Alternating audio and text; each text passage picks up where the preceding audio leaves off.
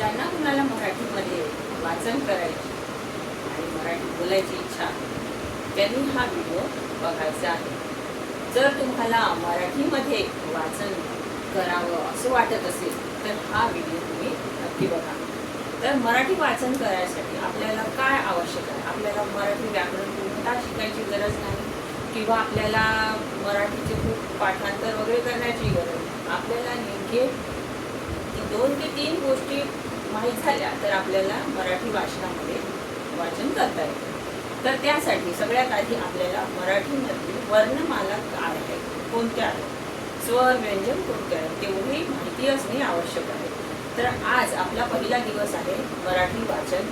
आपण 7 दिवसामध्ये मराठी वाचन करता येईल असं आपण या व्हिडिओद्वारे म्हटलं आहे.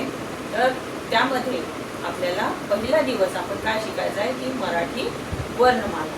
त्या वर्णमालेतील स्वर किती आहेत व कोणते आहे, यांचे उच्चारण कसे आहे हे आपण इथे बघणार आहोत. तर चला आपण आता सुरुवात करू.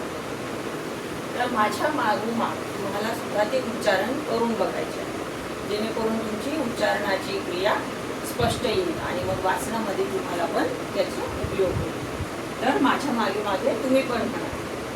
ओ, आ, ई, ई, ऊ, ऊ, रू, ए, आई, ओ, औ,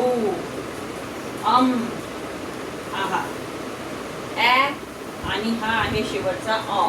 हे 2 जे स्वर आहेत ते आता आपल्याला म्हणजे या 2-4 वर्षामध्ये हे स्वर जोडण्यात आलेले आहेत मराठीमध्ये. या आता सगळ्या स्वरांची मात्रा आपल्याला लक्षात घ्यायची. आपण ते नेक्स्ट व्हिडिओमध्ये बघणार. त्यासाठी तुम्ही हे जे मी सांगितलेले आहे उच्चारण हे परत करावे आणि त्याच्यानंतर आपण पुढच्या व्हिडिओमध्ये भेटू. त्यामध्ये मी तुम्हाला मार्क